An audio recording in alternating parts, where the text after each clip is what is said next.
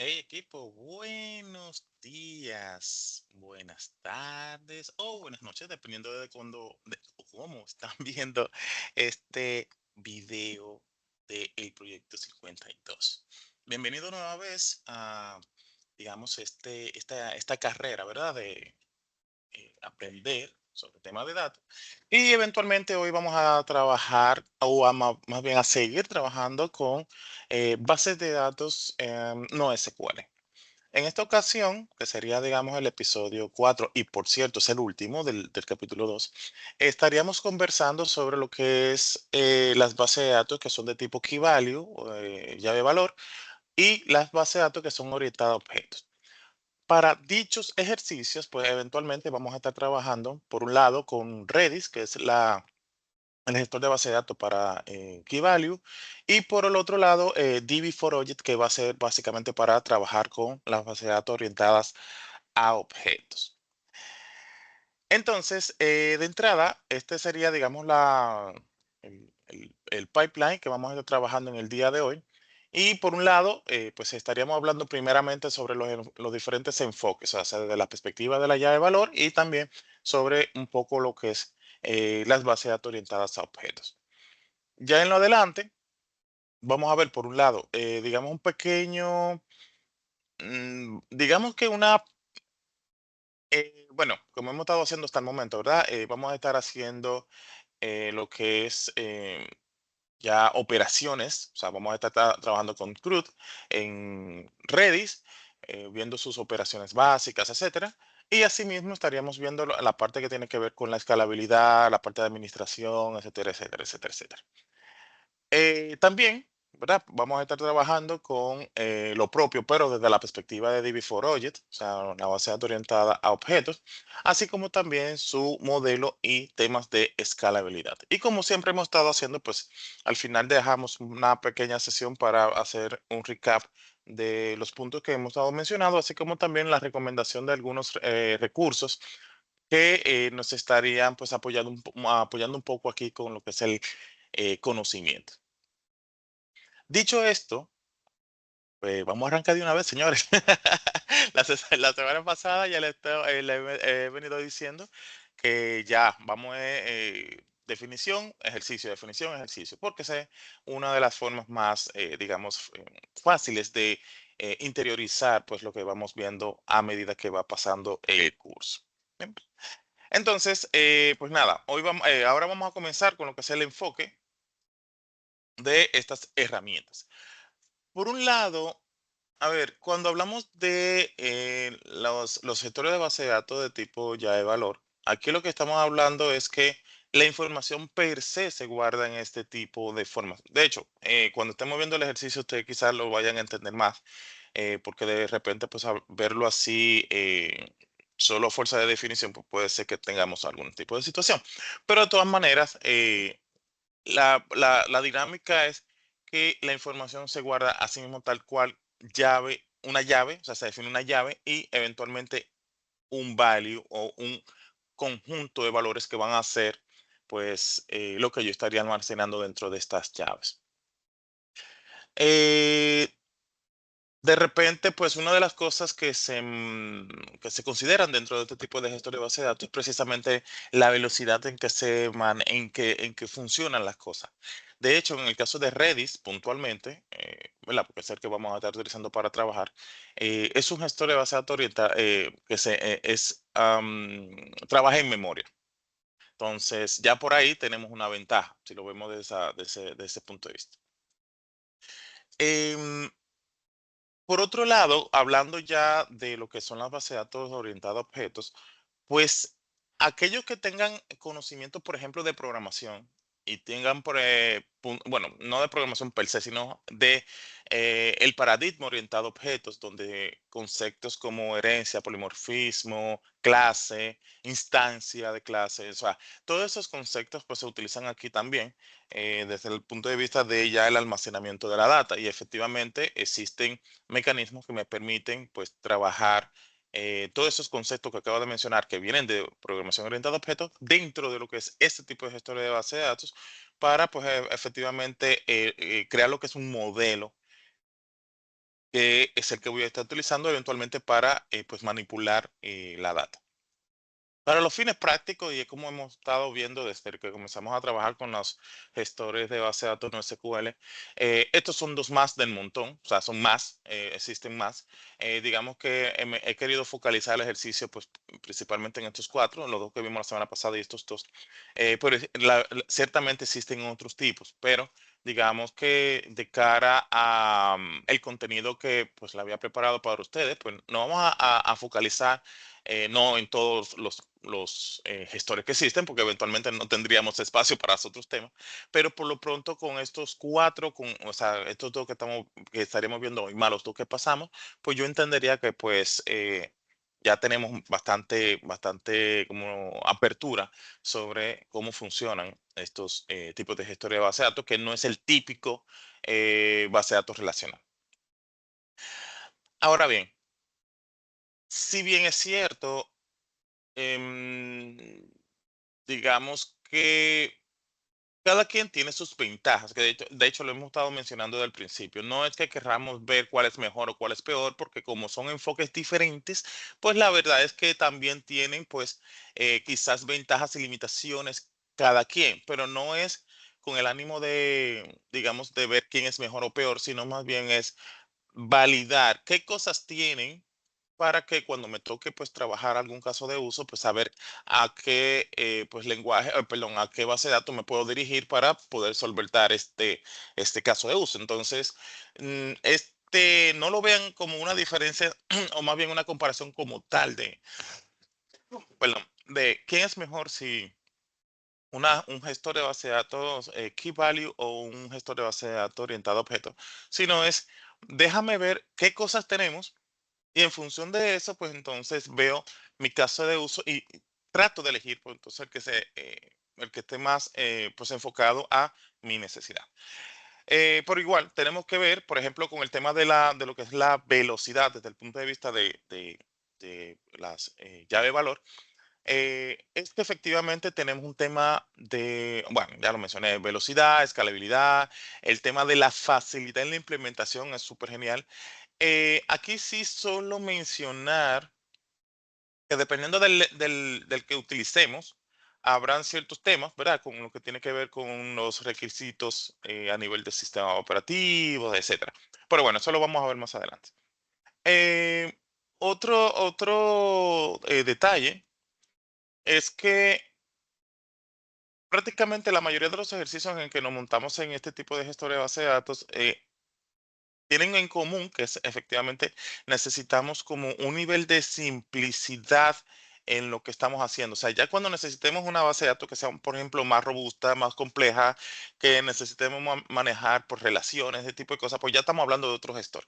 Pero aquí, pues, efectivamente, esa velocidad con la cual me responde, pues efectivamente es porque el tipo de modelo que hay acá es más simple, o sea, un poco más simple. Sin embargo, aquí el tema es buscar el punto donde yo efectivamente necesito utilizar, o más bien que el requisito no sea, bueno, ya este concepto que acabo de mencionar de tema de las relaciones, de tipo de cosas, pero que cuando se necesite utilizar, o más bien priorizar un tema de velocidad en la transmisión del dato, por ejemplo, pues ya aquí estaríamos hablando, por ejemplo, de este tipo de gestor de base de datos.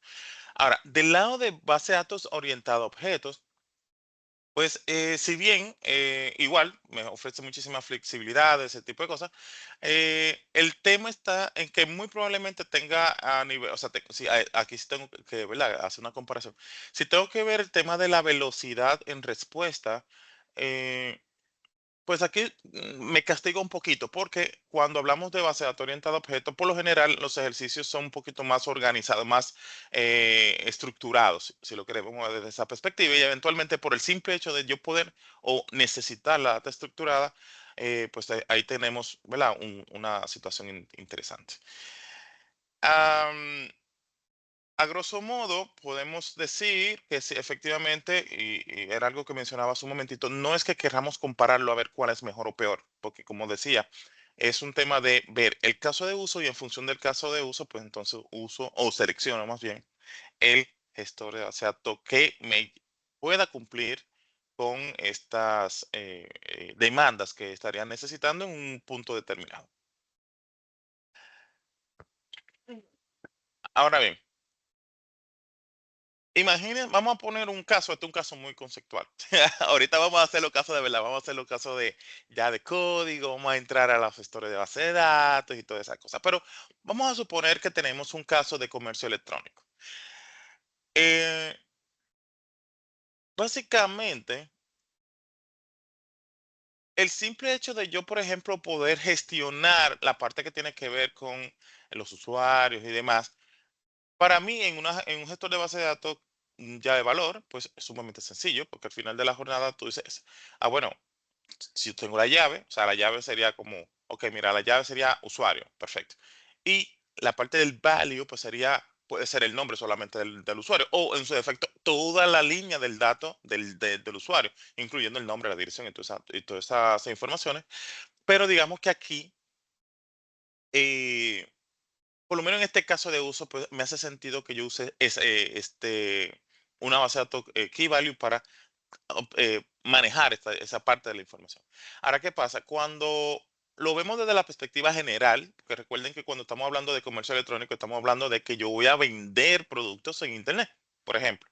Entonces, yo aquí necesito cumplir con algunas exigencias, como por ejemplo que tenga inventario, que tenga el producto, que el producto a su vez pues tenga una relación con quizás el suplidor. O sea, hay ciertas cositas que ya por el simple hecho de yo mantener ese tipo de relaciones o de esa trazabilidad o esa línea de, digamos, de unión, vamos a suponer, o de estructuración, para no irme con conceptos raros, pues ahí tendría que venir otra vez a lo que es una base de datos orientada a objetos y comenzar a trabajar en función de eso. O sea, fíjense cómo sacamos dos casos súper sencillos de en qué momento yo puedo utilizar uno o el otro. Ahora, al final de la jornada, como decía en principio, es un tema de ver, buscar el punto medio que yo necesito y en función de lo que yo necesito, entonces voy a elegir el gestor de base de datos. No lo hacemos a la inversa. Porque sucede que muchas veces decimos, ah, mira, lo que tengo es, qué sé yo, DB4Object, perfecto. Ah, pues entonces todos los casos de uso que tengo en mi empresa, pues entonces lo voy a resolver con eso porque eso es lo que tengo en mi empresa. Ah, no, eso es un fallo realmente, porque aquí lo que debe de pasar es, o lo que debe de primar es que yo vaya a buscar en función de las necesidades del negocio, pues la herramienta que se pueda adecuar correctamente a esa necesidad, no forzarla, ¿verdad? Porque ahí es que viene el tema generalmente. Bien, o sea, hasta aquí vamos bien, vamos muy tranquilitos, estamos, ¿cómo se dice esto? Estamos en paz todavía, estamos en paz y amor. Pero bueno, ustedes van a ver cómo vamos fluyendo con esto. Bien, entonces, eventualmente vamos a comenzar ya a desalmar las cosas, ¿verdad? Inicialmente vamos a trabajar con Redis. Redis es una base de datos em, key value, o sea, llave de valor, o sea, el modelo que trae detrás es llave de valor. Y básicamente el tema con esta herramienta, bueno, ahorita hice una pequeña introducción, o sea, de las características que tiene Redis, es que trabaja en memoria. O sea, todo lo que se maneja ya en la RAM, básicamente. Eh, una de las ventajas que tiene en términos de estructura es que yo puedo utilizar, o sea, tengo muchos tipos de estructuras, digamos, em, con la cual yo puedo trabajar. Básicamente, la información se va a almacenar en un tipo de estructura. Como si estuviéramos hablando de una base de datos relacional, pues la data se almacena en tablas. En este caso, tenemos estructuras que quizás alguna de ellas les suene posiblemente por un ámbito de programación, como son las listas, conjuntos, los hash, que básicamente son un hash es como fuese un diccionario, conjuntos ordenados, etcétera, etcétera. O sea, que aquí hay un par de cositas, y más si sabemos un poquito de Python, ¿verdad? Que ya ese es el que estamos ahí, digamos, trabajando más últimamente. Esos tipos de estructuras pues son lo que vamos a estar pues utilizando para trabajar nuestros ejercicios. De hecho, le voy a dejar los links, como siempre, ¿verdad? De la comunidad de Reddit, o sea, donde está toda la documentación y todas las cosas todas estas sentencias que podemos utilizar, pues, dentro de, el aplicativo. Para que así no se queden solamente con lo que veamos aquí, porque estas sesiones son bastante cortas y estos son temas muy robustos. Entonces, le voy a estar dejando pues el link donde están estas sentencias, ¿no? Para que ustedes puedan jugar un poquito. Eh, otro punto, y es que efectivamente cuando nosotros necesitamos, por ejemplo, trabajar con data de streaming, near real time, tema de redes sociales, donde la velocidad prima, pues entonces estos son los casos de uso donde estaríamos necesitando utilizar este tipo de gestores de base de datos por precisamente este plus que me ofrece. Ahora, fíjense que aquí, si hablamos puntualmente de lo que es una data de streaming, una data de sensores, por ejemplo, yo no necesariamente requiero que guarde una estructuración específica. O sea, yo no necesito que tenga que cuando vaya pasando la información me vaya verificando si existe el cliente en otra tabla, en otro objeto, por ejemplo. No, no, no. Aquí yo lo que necesito es transmitir, o sea, que los sensores sigan transmitiendo y que yo a través de este gestor pues, pueda ir consiguiendo la información, puedo ir haciendo los análisis, de hecho, en ese mismo momento, o puedo guardar la información y lo voy haciendo todo en línea. Precisamente ahí es que como no tengo esa restricción de relaciones y este tipo de cosas, que fue lo que hablamos hace un momento, pues ya no tengo que esperar tiempo. Entonces, eventualmente por eso la latencia en términos de lo que es el consumo de la información, el análisis de la información, pues es mínimo con relación a otros gestores que posiblemente sí tengan que pues estar evaluando que existe un registro, que tenga una relación con algún otro objeto, etcétera, etcétera. Bien, entonces, de cara a lo que es las operaciones dentro de Redis, mm, a ver, una de las cositas, por lo menos a mí me ha gustado, es que siempre que nosotros trabajemos con una de las estructuras que mencionamos anteriormente, como las listas, los hash y demás, pues en ese mismo orden yo tengo sentencias que son focalizadas. Es decir, si yo quiero guardar una información, por ejemplo, en una lista, todas las sentencias o la gran mayoría de las sentencias que trabajan, que manipulan las listas, tienen un prefijo de una L. ¿Ven? O sea, sería un L-push para yo insertar un dato o un L-pop para yo quitarlo, para eliminarlo. En el caso de, por ejemplo, un texto, o sea, un dato, una estructura simple, yo uso el set y el get, perfecto, ahí no hay tema. Pero si yo utilizo los hashes, por ejemplo, o sea, un hash, pues entonces todas las sentencias, o la gran mayoría de las sentencias comienzan con H. Entonces ya eso ya por ahí me da una ventaja a nivel de, digamos, de entendimiento de qué cosas funcionan y qué cosas no funcionan en un tipo de estructura específica. Eso es lo que vamos a estar viendo en esta sesión. Pero al final de la jornada existen un montón de operaciones, un montón de sentencias que me permiten hacer de todo ahí adentro, pero eventualmente todo no lo vamos a ver. Yo sí le voy a compartir el link para que ustedes vean más o menos la idea.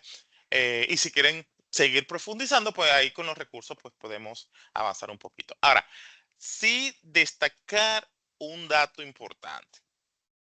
Redis como tal eh, no funciona en Windows, o al menos hasta donde tengo entendido, no hay una versión para Windows. Lo que sí hay es, bueno, ¿verdad? Linux y demás, casi la mayoría de estas herramientas trabajan en Linux.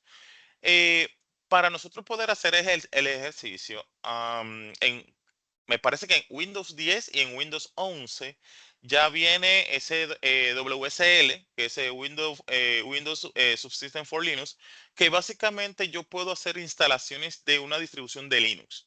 Por ejemplo, en mi máquina yo tengo Ubuntu.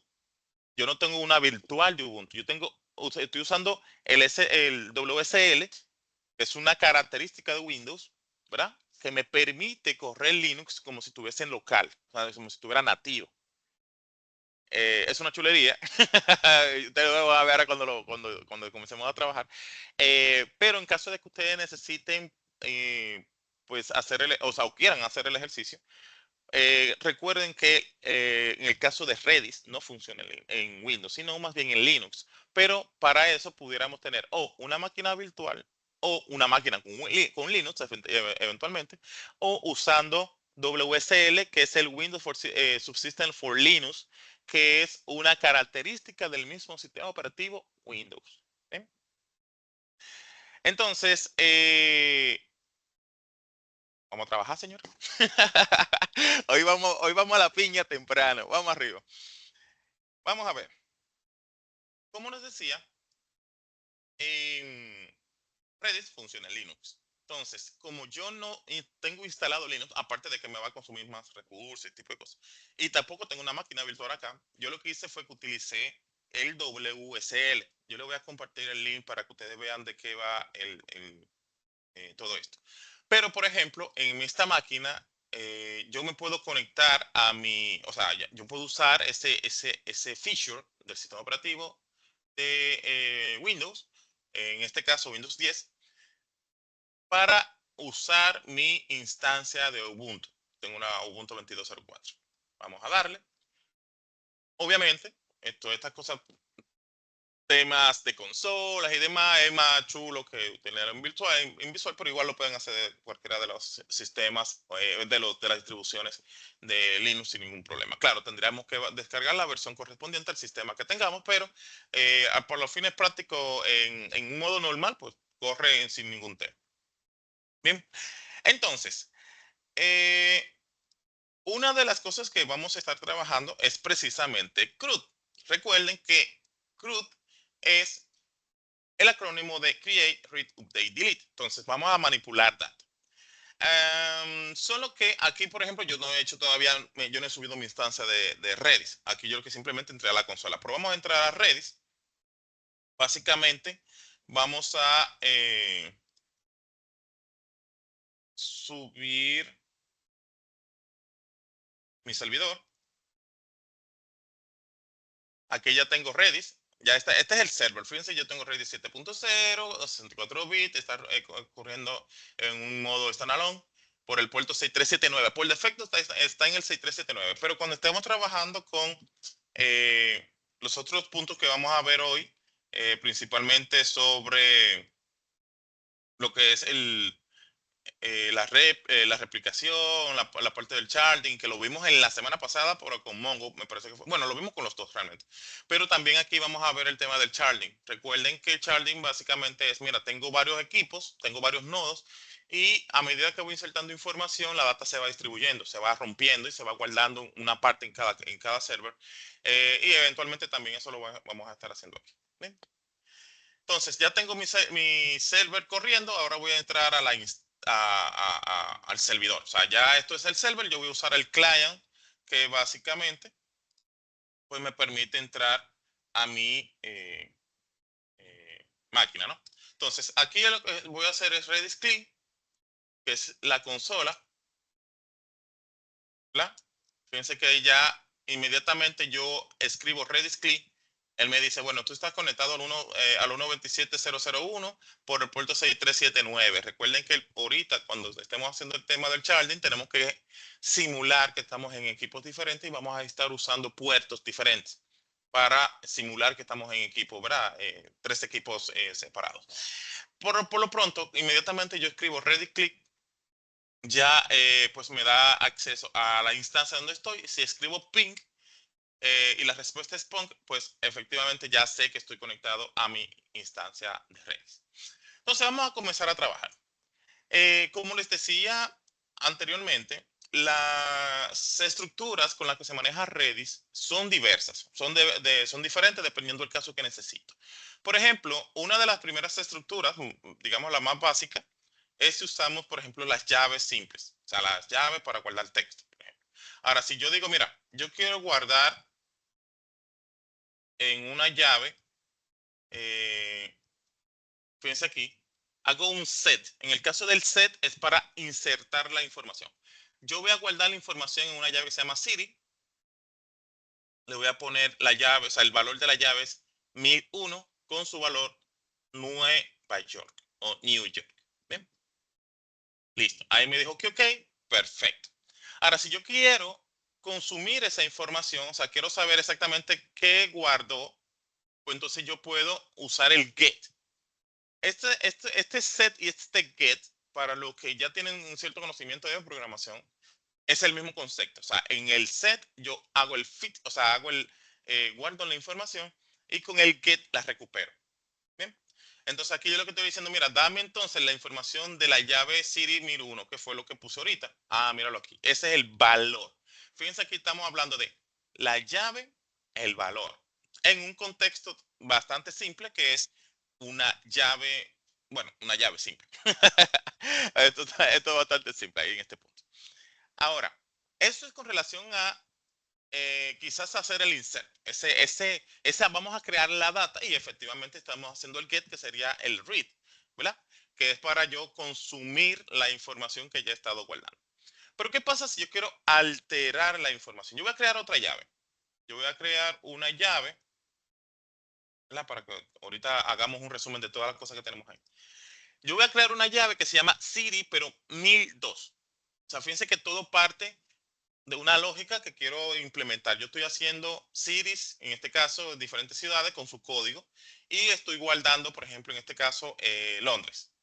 Guardamos la información, me da OK, perfecto, estamos genial. Voy a poner un ching más grande, ¿verdad? Porque no se esfuercen la vista. Eh, pero ¿qué pasa si yo quiero modificar esa información? Yo quiero decirle, mira, yo quiero cambiar esa llave, cambiar ese valor, ¿verdad? Ese value por otro.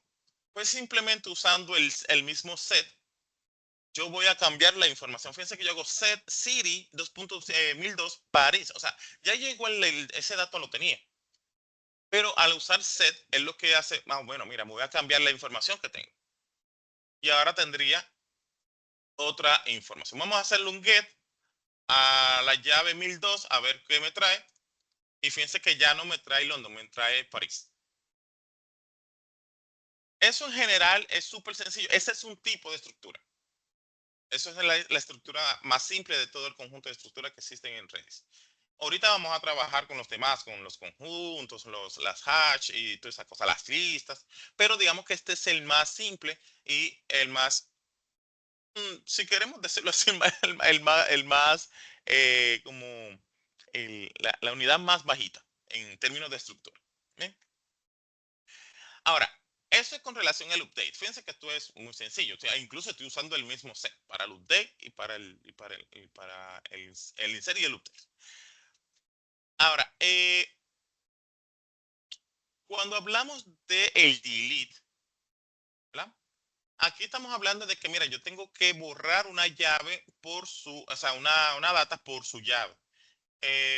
Vamos a agregar otro registro, otra data, ¿verdad? Para tener toda nuestra información ahí bien bonita.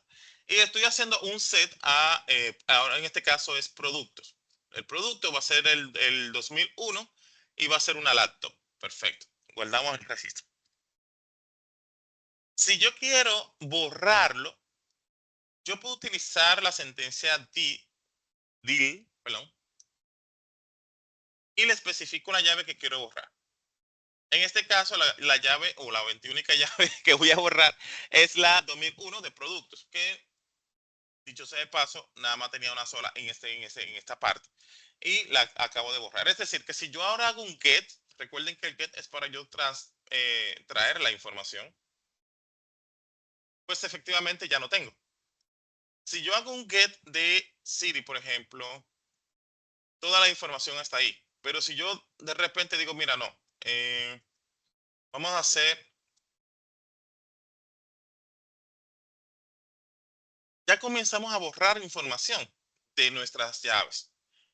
Esa sentencia del es básicamente esta operación delete que yo necesito hacer.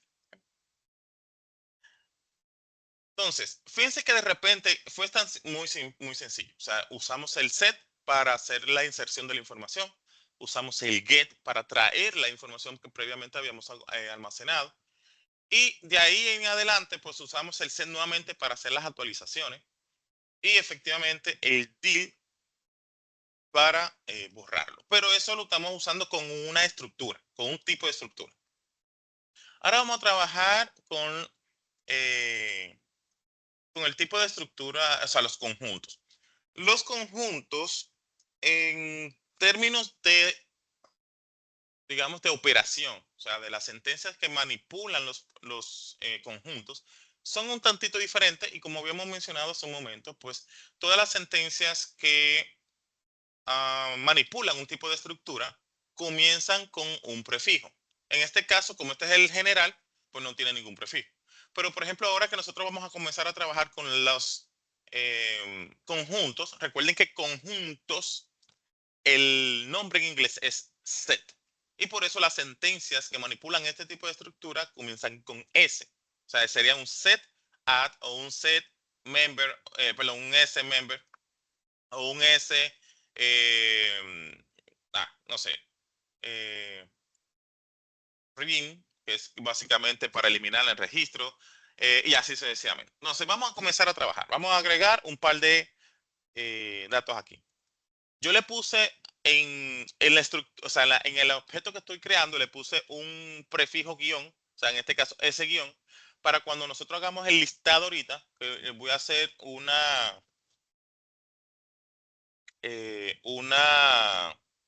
un keys asterisco para ver todas las estructuras que hemos creado, para desde el nombre saber cuáles son las que corresponden a cada estructura, ¿no?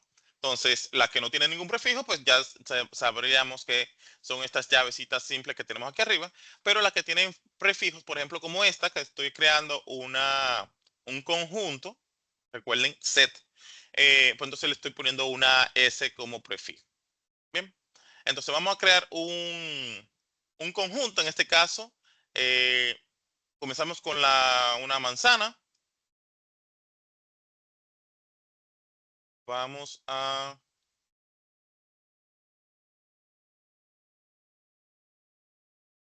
vamos a poner otro más aquí y vamos a validar. Fíjense aquí, yo usé tres add.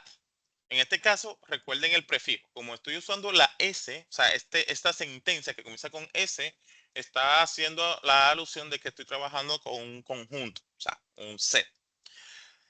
Y eventualmente, pues entonces lo que estoy haciendo es, mira, yo tengo un conjunto que se llama S-fruit, o sea, frutas, y le estoy agregando elementos a ese conjunto. Y entonces con la sentencia S-member, básicamente lo que le estoy diciendo, mira, dame todos los elementos que pertenecen al conjunto frutas. Y vieron, súper chulo, ¿eh? Todas estas frutas que acabamos de agregar, lo agregamos a un conjunto que se llama frutas. Y eventualmente, si yo quiero listarlas todas, en este caso usando S-member, pues simplemente le digo, mira, hazme un S-member de el conjunto frutas y eventualmente me estaría desplegando todos los elementos que pertenecen a dicho conjunto. Esa es la chulería. En este caso estoy agregando información a nuestro conjunto. Eso con relación al create, ¿verdad? Y el select básicamente al mismo tiempo. Em, vamos a crear otro más. Vamos a poner aquí para tener más de un objeto ahorita cuando hagamos el listado completo. Eh, Vamos a poner una de animales. Fíjense que ahí acabamos de agregar un perrito, un gatito. Vamos a poner un ave aquí. Y listo. Ahora vamos a usar una sentencia para verificar un objeto dentro de este conjunto, o sea, un elemento dentro del conjunto. Fíjense que aquí inicialmente yo le había agregado al conjunto animales tres animalitos, un pajarito, un gato y un perro. Pero yo estoy usando una sentencia que es, recuerden, la S es básicamente el prefijo de la estructura que estoy trabajando. Ahora, la segunda dos letras is member. Si el parámetro que estoy poniendo aquí pertenece al conjunto animales. Es decir, yo le estoy diciendo, mira, búscame el elemento cat, a ver si pertenece, si es un miembro del conjunto animales. Entonces, si le doy a enter, me dice que sí. Sin embargo, fíjense que si yo hago esto, le pongo acá posiblemente, qué sé yo, ponlo aquí minúsculo. Si le ponemos ratón, pues obviamente este ratón no está dentro de este listado, no es un miembro de este conjunto, pues entonces la respuesta es cero. Bien, fíjense que es muy sencillo, muy chulo, muy al pasito. Lo estamos haciendo peras y manzanas, literalmente. Pera, manzana, digo naranja y bananas. Precisamente porque estos tipos de paradigmas son un poquito diferentes a lo que ya conocemos de un base de datos relacionales. Aquí estamos en otro tema, estamos en otro nivel. Pero eventualmente, como quizás sea un poquito ah, complejo en principio, pero al final es muy fácil, es un tema de práctica. O sea, ya después ustedes que se acostumbran a este tipo de gestores de base de datos, ustedes van a ver que se le van a ocurrir un montón de ideas para implementar en sus, ya sea lugares de trabajo o cualquier otra iniciativa personal o lo que fuera. Bien. Listo, vamos a ver, ya agregamos data, ya consultamos la data. Ah, bueno, vamos a borrar la data ahora, pero vamos a agregar, vamos a crear otro conjunto de datos. Vamos a hacer ahora un conjunto de colores. Vamos a ver si me acuerdo de los colores en inglés. Rojo, vamos a poner un rojo, vamos a poner aquí un green, verde, vamos a poner también un blue y vamos a eliminar un elemento. Básicamente, si yo hago un S-member, fíjense ahí, tengo verde, azul y rojo. Pero si yo hago un rim del color verde, es decir, yo voy a eliminar el color verde de mi conjunto y consulto nuevamente haciendo un S-member, fíjense que ya solamente me quedan dos. Me queda el azul y me queda el rojo. O sea, por el simple hecho de yo usar ese rim, pues ya eh, elimino, digamos, de mi conjunto, en este caso, el color pues verde. Ay, tú estás otro nivel. Bueno, yo espero que ustedes estén ahí todavía.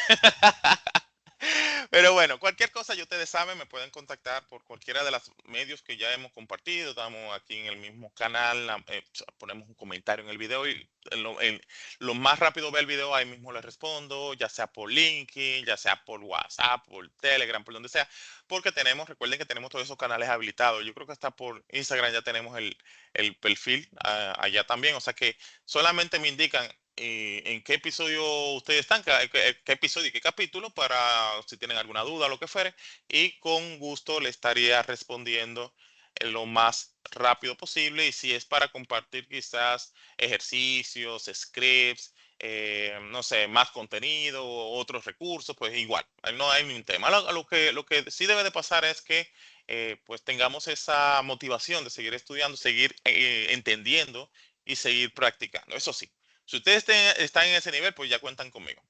Nítido. Pues vale. Bien, vamos a ver. Hay otra estructura que se llama listas, que básicamente tiene el mismo concepto o el mismo contexto de lo que hemos estado viendo hasta ahora en términos de, bueno, primero de almacenar el dato. Claro, la estructura es diferente, pero digamos que en términos de las sentencias, pues también la gran mayoría de las sentencias que trabajan con listas, pues tienen su prefijo, en este caso L. ¿Bien? Entonces, como hicimos, o bueno, como hemos estado haciendo, voy a crear algunos elementos. El objeto que voy a crear, pues también le voy a poner un prefijo para identificarlos luego, para que sepa, para cuando hagamos el listado, para que cuando hagamos el keys asterisco, veamos todas las estructuras que hemos creado hasta el momento y poderlo identificar con su prefijo. Entonces, vamos a crear otra lista de frutas, pero esta digo, otra estructura, en este caso, listas. Vamos a crear otra lista eh, más bien elementos de frutas, pero en una lista. Entonces, fíjense que lo primero que voy a hacer un L push L-fruit, Apple. O sea, básicamente por el simple hecho de yo decir L-push, ya estamos trabajando con listas. Bien, entonces ya creamos una, un elemento. Aquí creo que ya había insertado algunas frutas aquí a la lista, pero bueno, no importa. Al final de la jornada, sí, lo mismo. Lo único que yo tenía data ahí insertada. Vamos a insertar un cherry también, porque el cherry no podíamos dejarlo. Y en este caso, para yo consultar la información, hay una sentencia que se llama L-range, que básicamente me permite pues hacer a nivel de los índices, la elección de los elementos de una lista. Por ejemplo, el range de fruit. Fíjense que ya de entrada, cuando comenzamos a insertar aquí, era porque ya tenía datos insertados. O sea, cuando estaba haciendo algunas validaciones en esta instancia. Básicamente, le estoy diciendo, mira, tráeme todos los elementos que tengo actualmente. Ahora, sí, básicamente, yo le digo, mira, yo quiero desde aquí, yo le estoy diciendo, mira, hay un conjunto de elementos, en total tengo 6. Aquí inicialmente le estoy poniendo, mira, póngalo del 0. Recuerden que aquí casi la mayoría de esos tecnologías pues comienzan con un índice desde 0. Y el -1 lo que dice busca el último, no me importa cuál, búscame el último. Entonces en este caso me está diciendo, mira, comienza desde el 0 hasta el -1. Y aquí yo le estoy diciendo, comienza desde el 3 hasta el -1.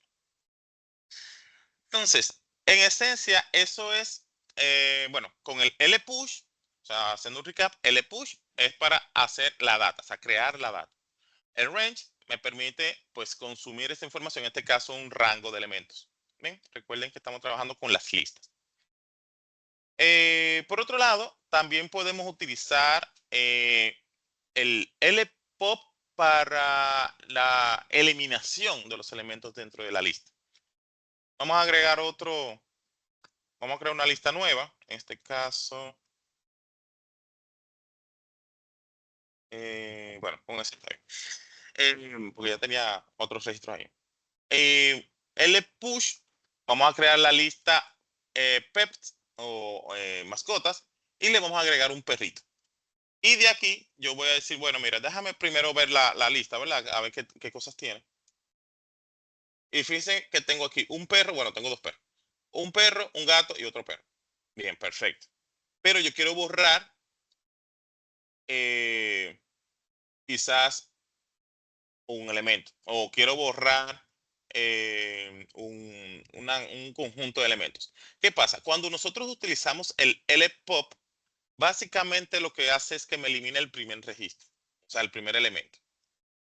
En este caso, fíjense que el primero es dog, cat y dog. Bueno, aquí tenemos dos perritos, pero déjame insertar entonces otro para que se vea la diferencia. Voy a poner qué sé yo, un conejo. Listo. Entonces, si vemos ahora, tenemos un perrito, perdón, un conejo, un perro, un gato y otro perro. Entonces, ahora sí, vamos a eliminar, vamos a usar perdón, el pop, que básicamente es el que me va a permitir eliminar mi elemento. Entonces, fíjense que si nosotros vemos en qué orden queda mis elementos y el orden en que borró aquí, básicamente esto lo está listando bueno, lo tengo listado de 1, 2, 3, 4 y me acaba de borrar el que estaba en la posición 1. Si yo vuelvo y ejecuto esa sentencia, me ha borrado el doc, pero me borró este, no fue este. Si yo lo ejecuto nuevamente, me borra el cat y así sucesivamente. O sea, si lo ejecuto otra vez, pues me quedo sin nada. Pero básicamente esa es la idea, que a medida que se vaya usando el pop, es lo que va haciendo eso. Ya luego que lo tiene organizado, pues me elimina el que está en la primera posición. Bien, vamos a ver, qué nos falta? Ya usamos el push. ¿Dónde estás? Aquí. Ya usamos el push para insertar la información. Usamos el range para ver la data que ya hemos estado insertando. Acabamos de ver el pop. Y básicamente... mm, bueno. Sí, aquí hay un detalle. Aquí, en, por si acaso me preguntan por qué se borra uno solo. O más bien, ¿por qué se borra ese? Porque se supone que debe de borrarse. Si se va a borrar el primero, en teoría, se va a borrar el primero que inserté, no el último que quedó, aunque quede primero en la lista. Eh, sí hay un detallito eh, súper chulo. Y aquí se rompe un poquito lo que es la dinámica de poner los prefijos de R, de L, por ejemplo. Y es que en el delete, puntualmente, yo tengo o les puedo indicar la dirección en cómo yo quiero que se borre. Por ejemplo, fíjense que aquí nosotros utilizamos el L-push.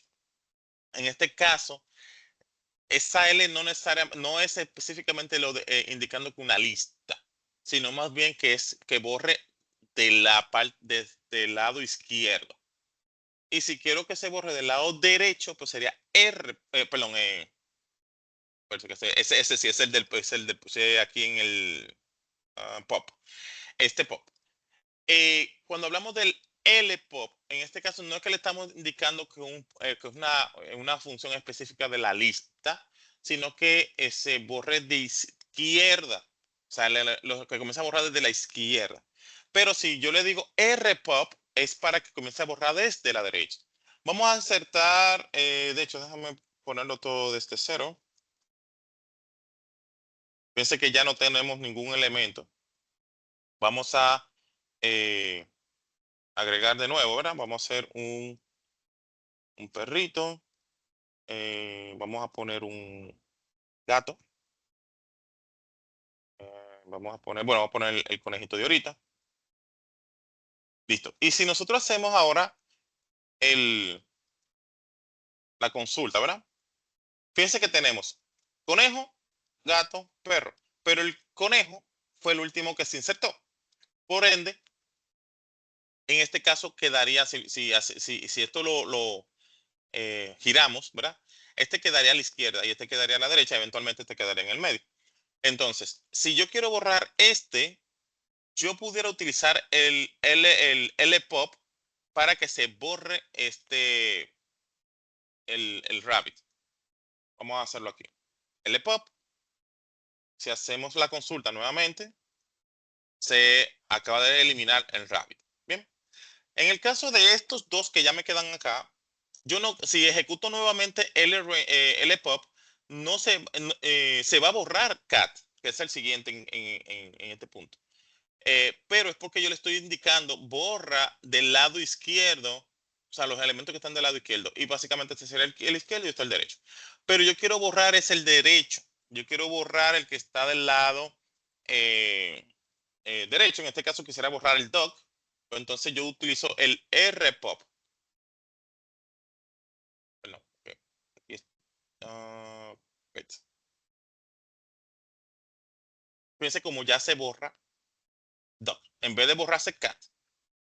Esta es una de las pocas, por eso hice la connotación ahorita de que casi todas, porque por ejemplo hay funciones como esta que no solamente afectan las listas, sino que afectan las otras estructuras. Entonces, no necesariamente yo tendría que tener una función para borrado puntualmente para la lista o puntualmente para los hashes. Entonces, hay algunas que al ser genéricas, pues obviamente no obedecen a este prefijo de indicando la estructura. Este es el caso de una de ellas. ¿Bien? Entonces, en el caso del pop, yo puedo eliminar el primero o el último en función de cuál variante utilizo. Son la R pop o la L pop. Bien. ¿Qué nos falta? Bueno, de aquí falta, vamos a ver qué nos falta. Ya tenemos esta. Bueno, los hashes, que lo he mencionado como tres veces y lo vamos a dejar. Vamos a usar los hashes. Los hash, como les había dicho la premisa hace un ratito, pues básicamente son como los diccionarios. Por ende, vamos a tratarlo como tal. Y como también hemos hecho con las otras estructuras, pues esta también tiene su prefijo, o sea, lo que es la manipulación como tal. ¿Bien? En el caso de la creación, vamos a utilizar el hset. Fíjense que es una variante de este que nosotros comenzamos a tener aquí arriba. Tenemos un set, que es por una estructura básica, pero si yo quiero o un hash, pues yo puedo utilizar el hset. Y aquí, pues básicamente vamos a hacer un hset de usuario. Fíjense que le puse igualito su nombre. Un usuario 1001 con un nombre Alice. Listo, ahí se me insertó ese elemento. Vamos a ponerle quizás otro valor.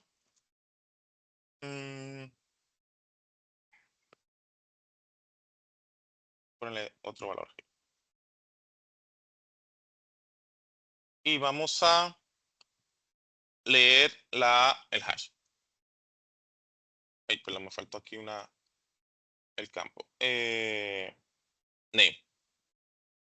Fíjense que ya este diccionario que acabo de hacer, o este hash que acabo de hacer, yo tengo, bueno, en este caso solamente dos atributos, que es el nombre por un lado y la edad. Ya acabo de consultar y efectivamente el nombre, pues ya me sale, que es Alice. Y si consultamos, por ejemplo, la edad,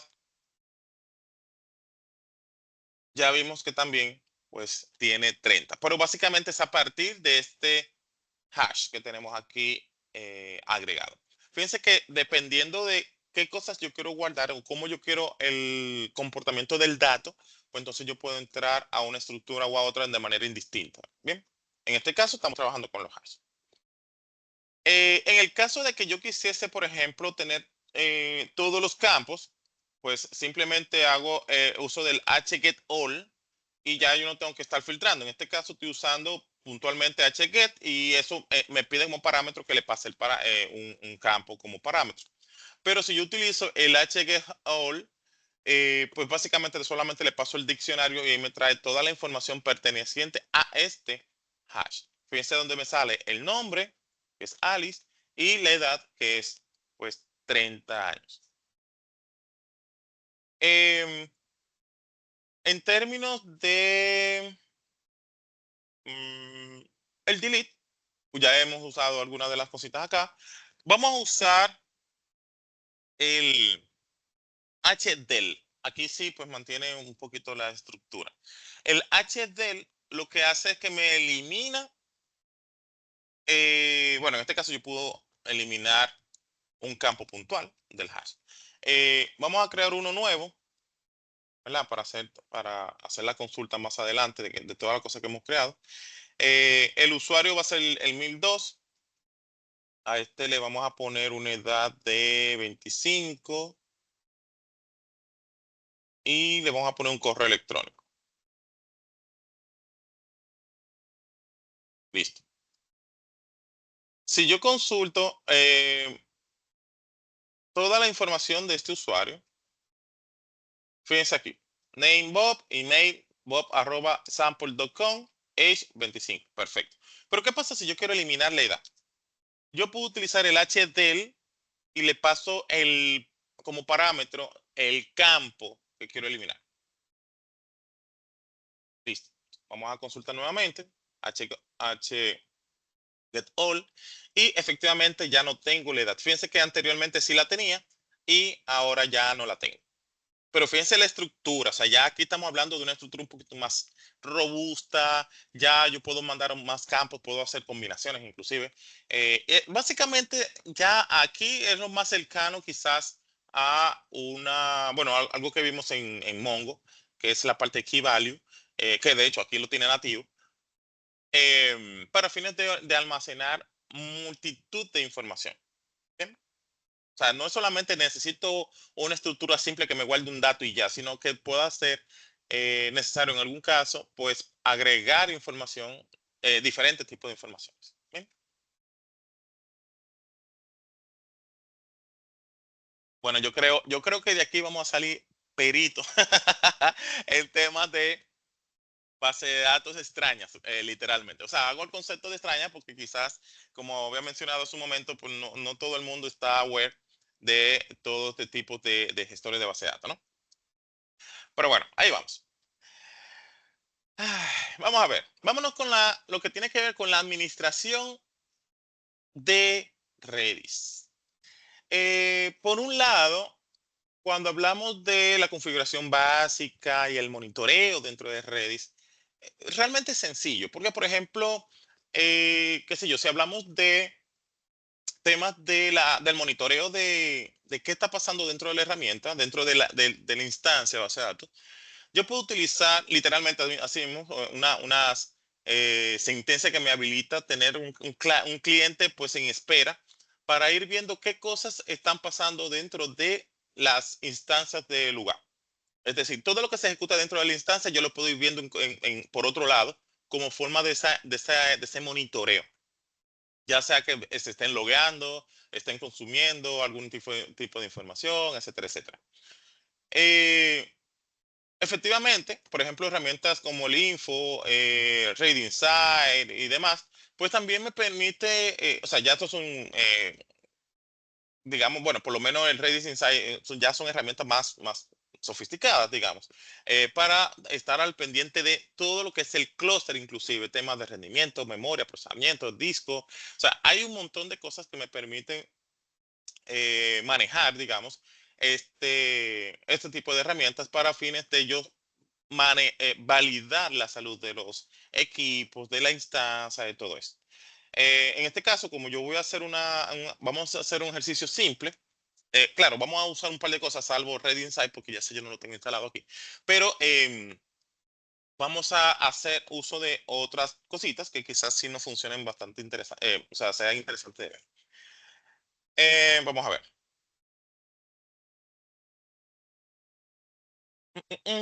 Vamos a, bueno, voy a limpiar un par de cosas aquí primero.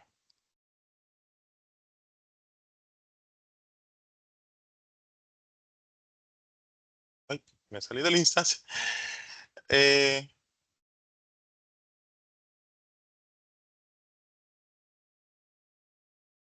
Déjame validar algo porque yo creo que podemos hacer, sí, yo creo que lo podemos hacer los dos ready server desde aquí y vamos a hacer,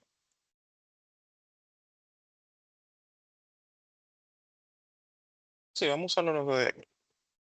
Bien, primero vamos a hacer uso de lo que tiene que ver con la configuración básica y monitoreo, ¿no? Vamos a hacer uso de Redis clean, o sea, voy a entrar o a tratar de entrar a la instancia. Sin embargo, lo que voy a hacer es info.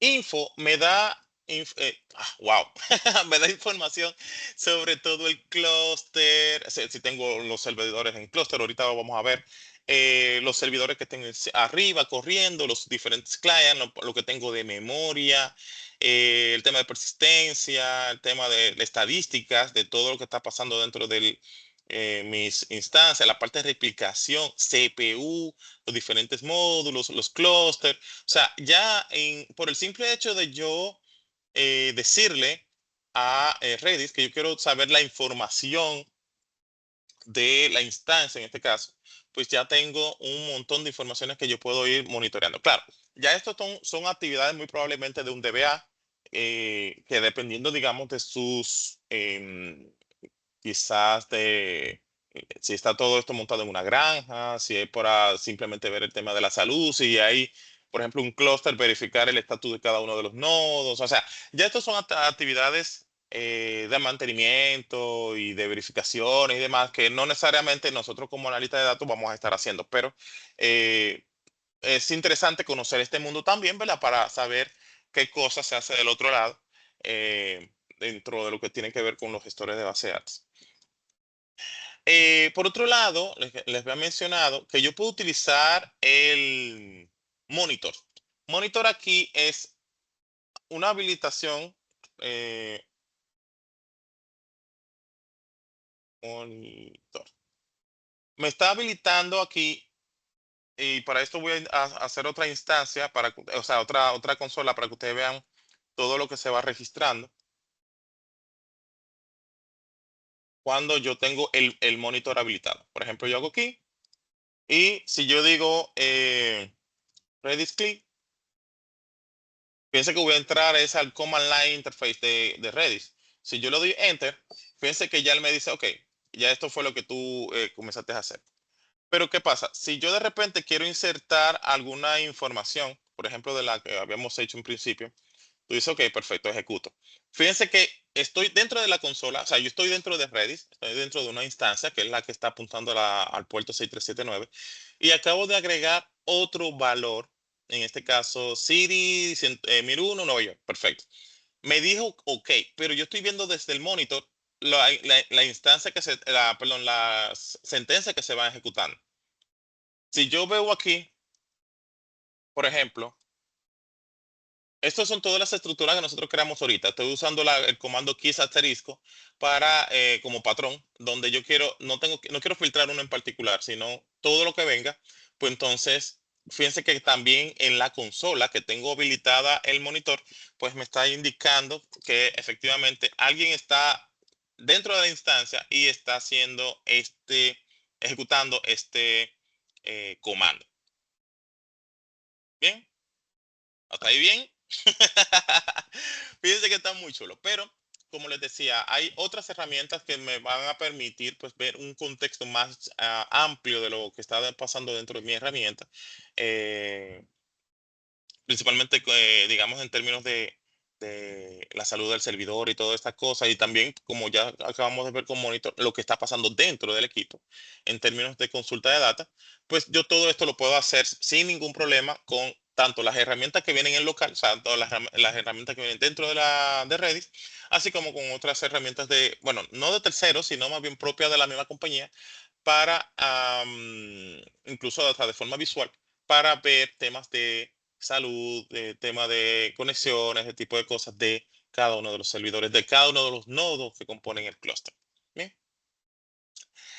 bien, excelente, excelente. Vamos a ver si me llevan, señores. Yo necesito saber de ustedes. Así es que vamos a esto, vamos a esto. Vale, déjame ver, porque yo creo que, déjame ver cómo vamos con el tiempo, porque no quiero quedarme solamente en Redis, también quiero ir a la otra, al otro gestor. Vamos a ver qué cosas podemos hacer más aquí. Bueno, esto vamos a irlo apagando.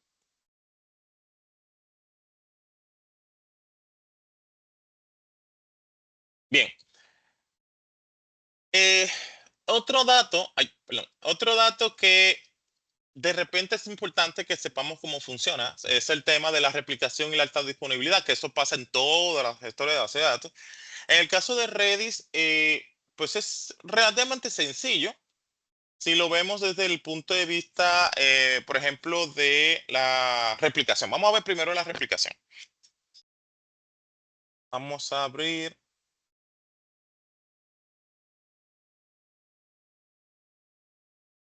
mi instancia aquí.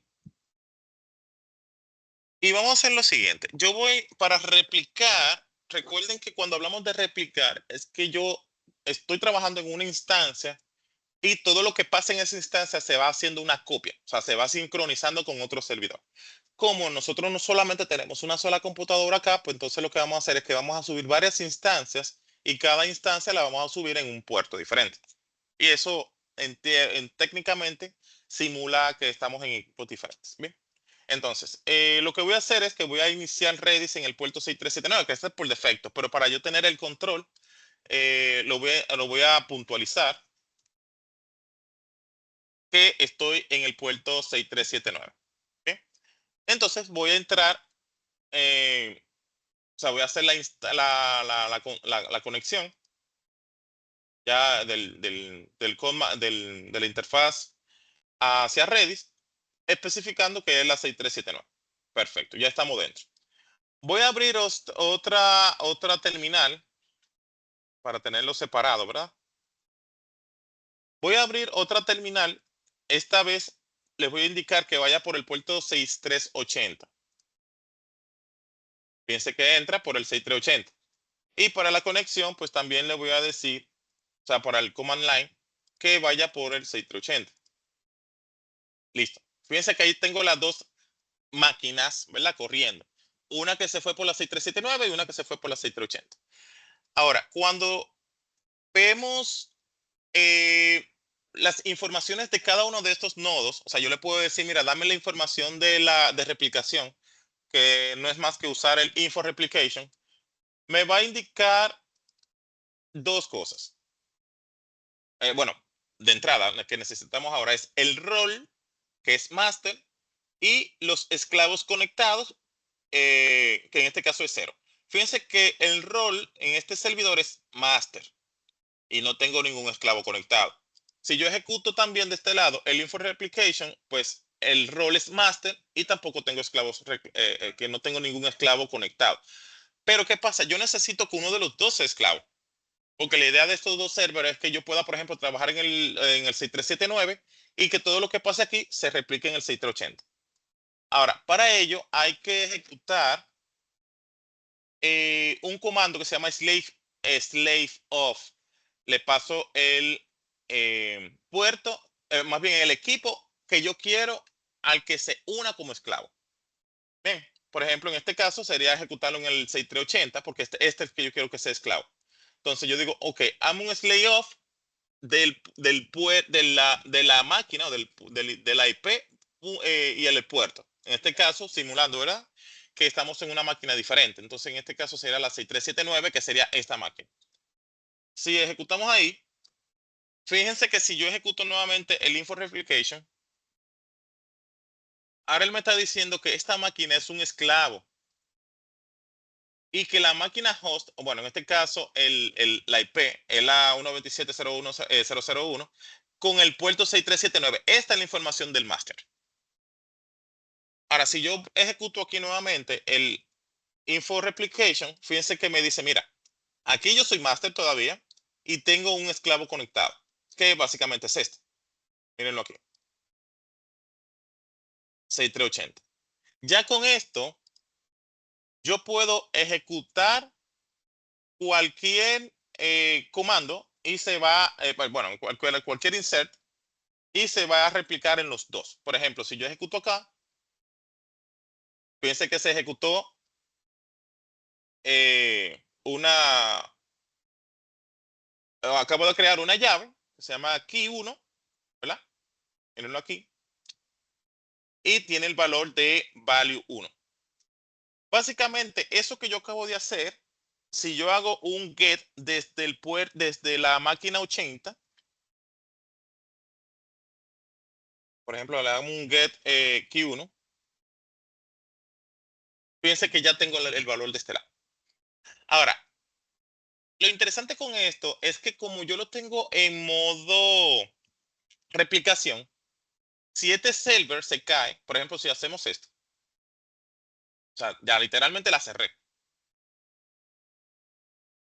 Yo todavía tengo este señor vivo, porque yo literalmente estoy replicando lo que pasó en el otro server, pero este es un slave, o sea, un esclavo, pues todavía está vivo, pues entonces yo puedo, o sea, yo todavía sigo consumiendo la información sin ningún problema. Bien, esa es la idea cuando estamos hablando de replicación. Eso está súper chulo. Vamos a quitarlo,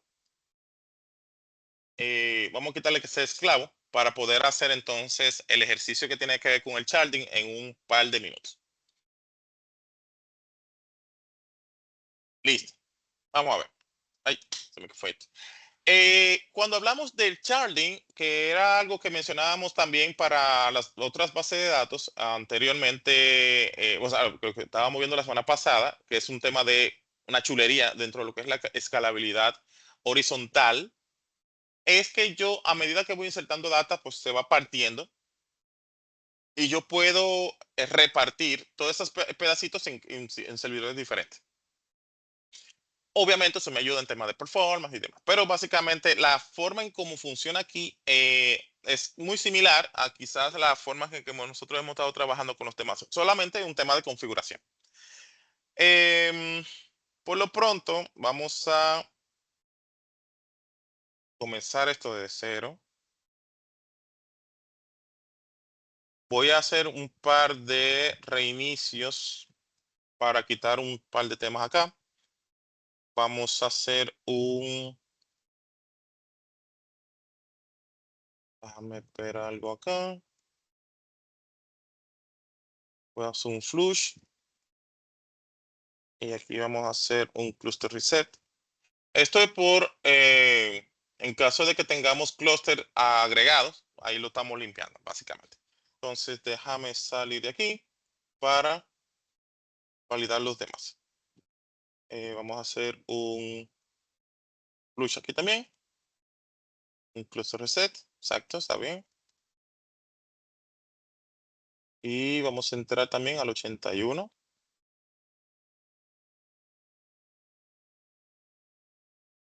Ok, ese no estaba vivo.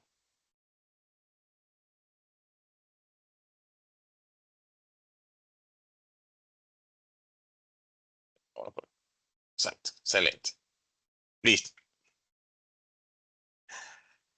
Ahora bien, ¿qué pasa aquí? Yo tengo, precisamente para simular, que es lo que hicimos, bueno, aquí es porque vamos a hacer, digamos, el sharding. En el sharding es que yo necesito que la data se vaya segregando en diferentes servers. Por ende, necesito, eh, a diferencia de la replicación, yo necesito aquí em, incluso hasta archivos de configuración diferente para que efectivamente se pueda hacer la simulación.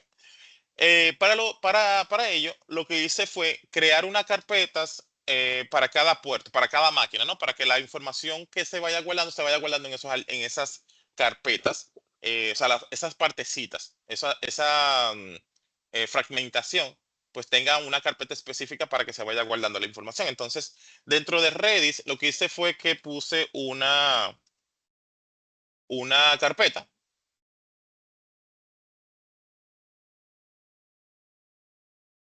Fíjense que se llama, bueno, la carpeta original se llama, la de afuera se llama Redis Cluster y dentro de Redis Cluster tengo tres carpetas, cada uno con el nombre de los puertos. Es más fácil de aprender, de que no se me olviden los nombres. Cada una tiene el nombre del puerto en cuestión, 6379, 6380 y 6381. Perfecto. Ahora, ¿qué voy a hacer? Ya yo tengo unos archivos, hice unas copias de esos archivos. Déjame poner aquí mi password. eh, con los archivos de configuración. Fíjense que ya, por ejemplo, este que acabo de entrar, yo estoy en Linux, para los que son amantes de Linux o para los que no. Los editores, por ejemplo, yo estoy usando Vim, pero igual podemos usar Nano o otro editor de texto. En este caso estoy usando Vim. Y con Vim, básicamente lo que le estoy diciendo es, mira, yo quiero entrar a esta ruta y modificar, o sea, entrar a esta ruta 6379 y modificar el archivo de configuración que tengo acá. Eso fue lo que hicimos aquí. Bien, salimos. En el caso del el 6380, pues básicamente lo mismo. Estamos aquí, vemos el archivo, perfecto. Salimos de aquí. Y en el tercero, que es el 6381, pues también, perfecto. Listo. Ahora, ¿qué vamos a hacer? Vamos a subir los servidores. Vamos a subir todas las tres instancias para que se vean los tres equipos. O sea, para que comencemos a simular los tres equipos como si estuviesen ya corriendo en máquinas diferentes.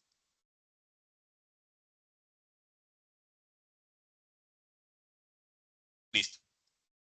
Y ahora vamos a crear el clúster. Aquí yo lo que le estoy diciendo es, mira, creamos un clúster donde estén dentro de este clúster el 6379, el 6380 y el 6381. Ah, disculpen, como ya esto estaba, déjame hacer. mm, Déjame entrar por aquí para mantener el ejercicio ahí mismo.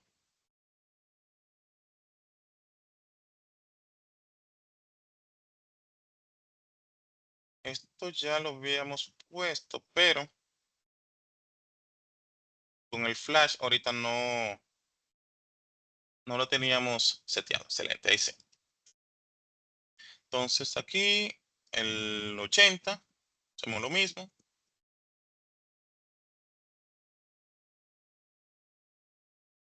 Ok, y con el 81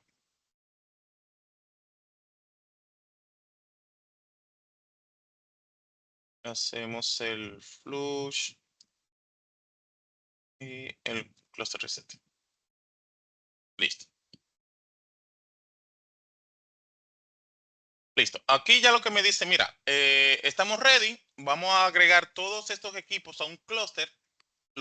Si quieres aceptarlo, pues digita yes. Vamos arriba. Un segundito.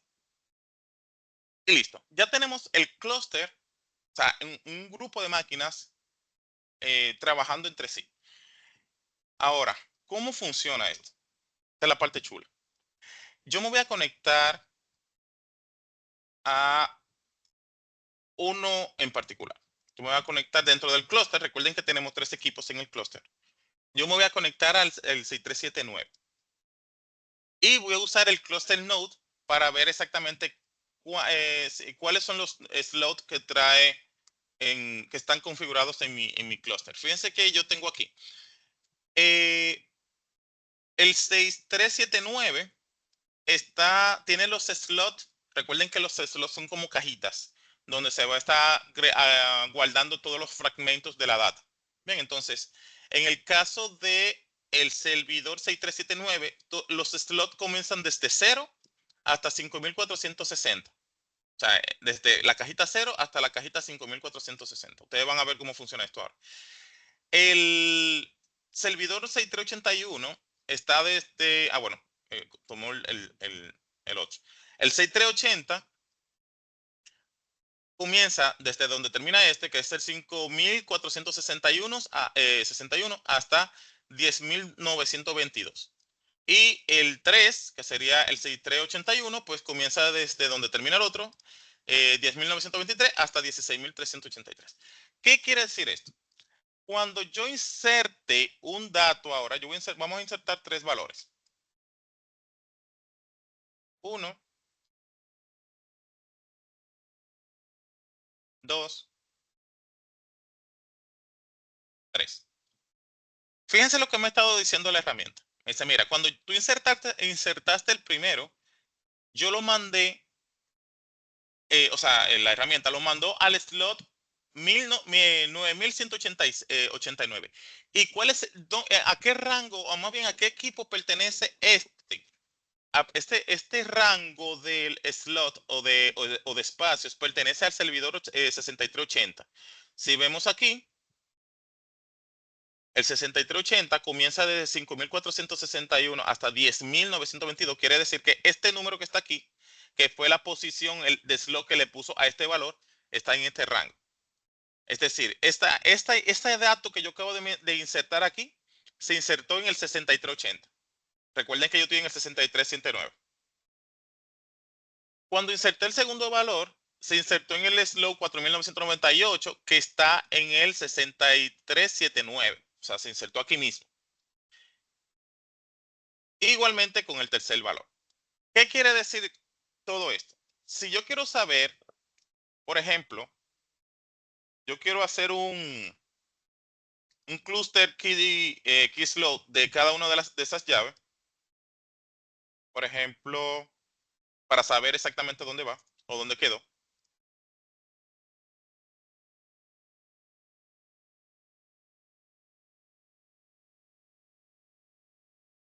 Miren ahí.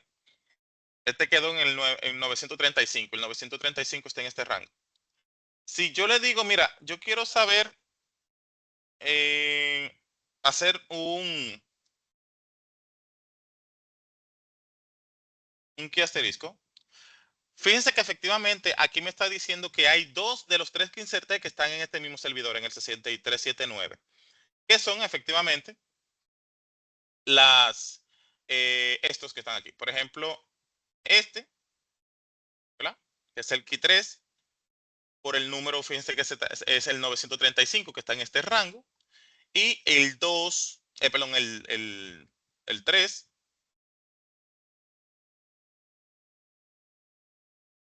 que lo al revés. El 2 y el 3, miren aquí el 2, 4.998, que también está en este rango. El otro está en un rango mayor, está en el 9.189, que efectivamente está en el clúster, perdón, en el servidor, 6380. Entonces, si yo voy al otro equipo, fíjense que aquí estamos en el 6389. Si yo hago una conexión, digamos, a los otros servidores, enta, fíjense que aquí está el 1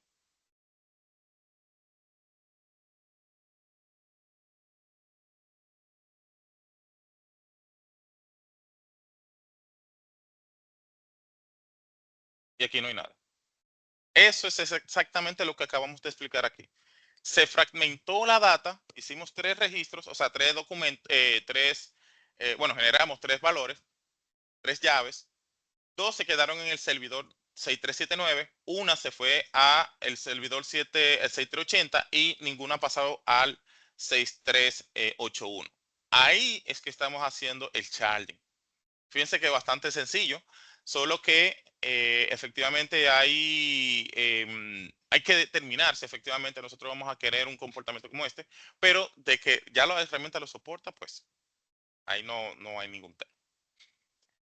Chévere, wow, excelente, excelente. Vamos muy bien, ¿eh? Vamos en buen ritmo. Solo que en este video creo que me voy a pasar de la mano con el, con, con el tiempo.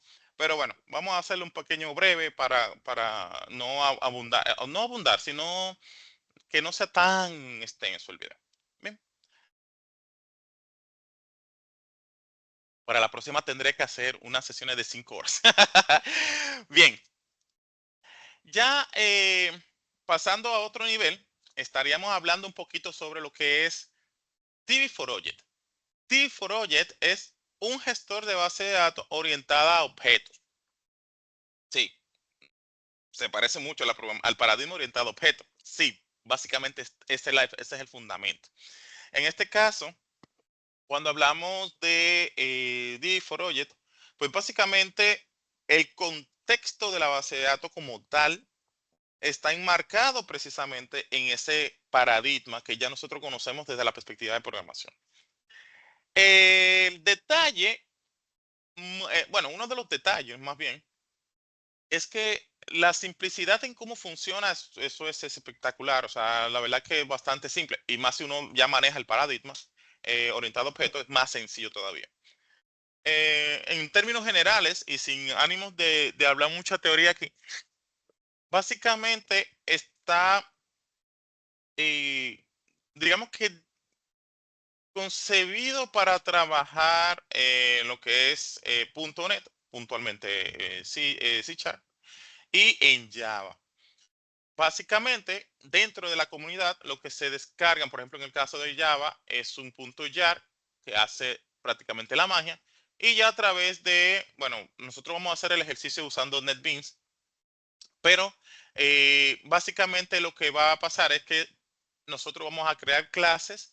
Esas clases nosotros las vamos a utilizar para interactuar con esa librería que tiene a su vez métodos que me van a permitir insertar, bueno, manipular la data en sentido general. Esa sería más o menos la dinámica.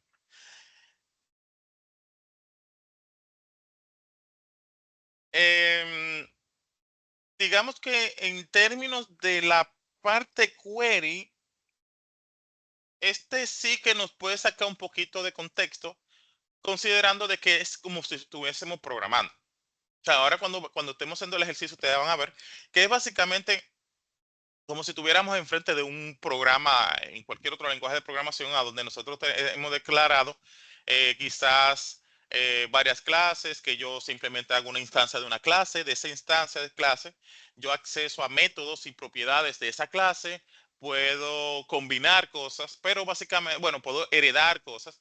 Básicamente es el mismo contexto, solo que la idea es que al final de la jornada la información queda almacenada, pero ya eso es parte de lo que hace la librería de Java, ¿no? Bueno, en este caso de Java, de DB4Object. que ya lo que tiene que ver con dónde se guarda la información y demás es un archivito en una ruta. Que, claro, la podemos cambiar. Pero todo lo que es la interacción con el gestor, con DB4Object, literalmente se hace a fuerza de usar clases, métodos, propiedades, etcétera, etcétera. Bien. Eventualmente la parte que tiene que ver con el query, pues es exactamente igual, ya que existen métodos dentro de la misma librería que me permiten pues consultar la información o puedo insertar la información o borrar la información en el momento que yo entiendo. Básicamente aquí se llama este enfoque es el Query by Example, que en esencia lo que me permite es trabajar con un objeto, ¿verdad? Una clase, un objeto. Un objeto, yo hago una instancia de clase, ya tengo un objeto, pongo propiedades, pongo valores, pongo todo esto, y ya de cara a lo que es la herramienta, pues entonces yo le paso eso y ahí comienza digamos, la magia dentro de lo que es la manipulación de data dentro de DB4Object. Bien, esa sería, digamos, que la dinámica. Ahora que hagamos el ejercicio, ustedes van a ver qué lo que era. Bien, vamos a ver. Yo tengo, míralo aquí, un proyectito, ¿verdad? Que hemos diseñado puntualmente para esta clase, para esta sesión. Y vamos a explicar primero la parte de la librería. Miren aquí. Para los que no saben, esto es NetBeans. Esto es para programar en Java. Existen otros IDEs, pero a mí me gusta más NetBeans. No haciendo payola ni propaganda, a mí me gusta este. Listo. Entonces, fíjense algo. De entrada hice tres clases. Una clase que es para la parte del management digamos, de DB4Object y eventualmente todos los imports que necesito. Estoy usando DB4Object, Object Container y la parte del query para efectivamente hacer toda la magia dentro de la herramienta.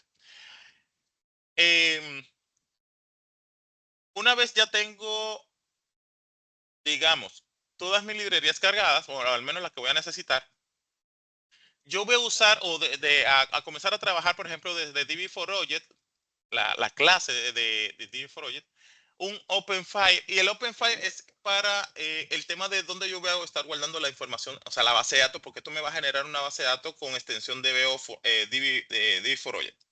Es un archivito. Esto lo vamos a agregar en cualquier sitio. Eso se puede cambiar desde para que se ejecute desde el proyecto o una ruta específica o lo que fuera. Un método para cerrar la base de datos. Fíjense que aquí yo estoy haciendo una instancia de la clase DB4Object. O sea, cuando se carga entonces el archivo, porque si no existe, lo se crea. Pero en el caso de que no exista, de que ya exista, pues simplemente carga la información en un objeto que se llama DB. Mírenlo aquí, que es un Object Container, que es un método privado en este caso, perdón, una propiedad privada en este caso dentro de la clase DB4Object Manager. A partir de ahí yo tengo acceso, como es una propiedad privada, yo tengo acceso desde diferentes métodos esta propiedad. Entonces, aquí lo que te estoy diciendo, mira, cada vez que yo necesite cerrar la base de datos, pues lo puedo cerrar desde aquí. Si quiero crear un objeto usando el método store, que es el que nos va a servir para hacer el insert. Fíjense que lo que me pide es una clase, en este caso una clase empleado, y estoy heredando de clase empleado, ahorita la vamos a ver. Aquí estoy mandando una lista para fines de hacer digamos, el select de todas las informaciones que tengo guardadas usando el método query. ¿Eh? En el caso del update, pues entonces estoy usando también el mismo método store, pero aquí lo que estoy es en función, digamos, de el nombre, estoy haciendo un filtro primero, toda la información que esté dentro de, digamos, de un conjunto de elementos, en este caso de empleados, que coincidan con el nombre, pues entonces yo voy a volver a mandar la información usando el método store. ¿Bien? Y en el caso del delete, pues voy a usar el método delete de la clase, de la propiedad DB. Entonces, fíjense que si hacemos un resumen, es cargamos la base de datos, la cerramos en caso de que cuando ya consumamos la información y demás, o cuando cerremos la aplicación, la cerramos. DB Store es, bueno, Store es para hacer el insert. Usamos el Store también para fines de mandar, para hacer la actualización. Lo que pasa es que de repente estamos haciendo un jueguito.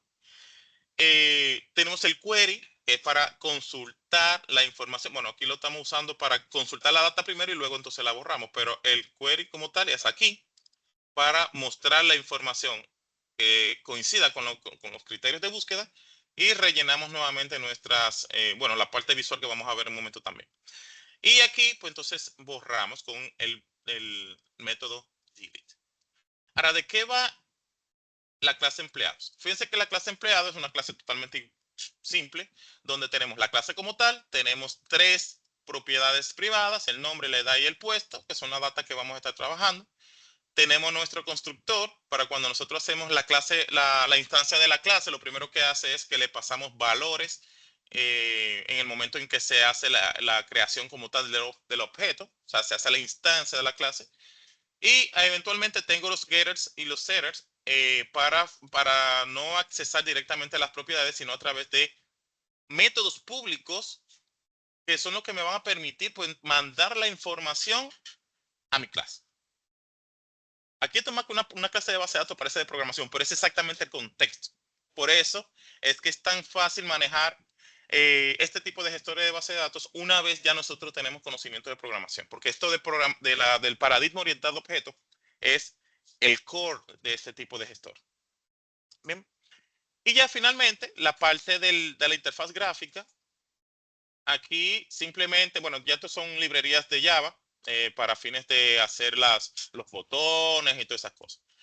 Pero digamos que en términos de lo que nos interesa ahora mismo, tengo un constructor aquí, tengo un constructor que me va a permitir, pues, crear toda la interacción que voy a tener en mi programa. Fíjense que tengo los frames, que sería, digamos, la parte visual, la parte donde van a estar los botones.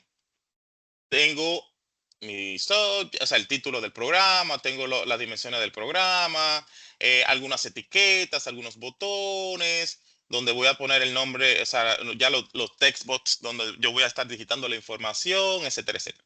Y ya, básicamente a partir de aquí es que yo voy a comenzar a interactuar con mis clases. Pero fíjense que ya de repente dependiendo de en qué momento yo necesito algo, yo invoco una clase y un método como tal. Por ejemplo, en el caso de que yo quiera agregar información, yo voy a usar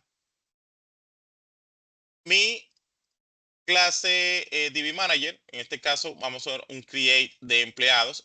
Bueno, primero vamos a crear, ¿verdad? La data que necesitamos. En este caso, el nombre, la edad y demás.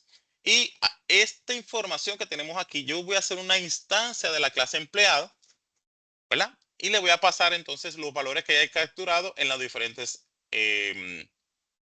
objetos. ¿Bien? Todos los componentes. El componente donde voy a estar digitando el nombre, la edad y el puesto. Y ya con esto yo hago una instancia de la clase. Con esto, yo lo que voy a hacer es que lo voy a mandar usando el método create, que es uno de los que tenemos ahí, y le paso el objeto empleados. Y ya todo esto, lo que pasa dentro de este método, que es en este caso el create, fíjense aquí, es el que yo estoy invocando desde allá afuera. Si él me espera una clase empleado, que básicamente ya la tenemos aquí, ya lo llenamos los valores y se lo paso como parámetro. Entonces aquí ya en el manager simplemente lo paso directamente al db.store, que es ya el objeto de db4object. Bien. O sea, ya es para yo comenzar a mandar la información. Entonces, eso se repite para todos los otros botones. Por ejemplo, en el caso del read, simplemente le digo, mira,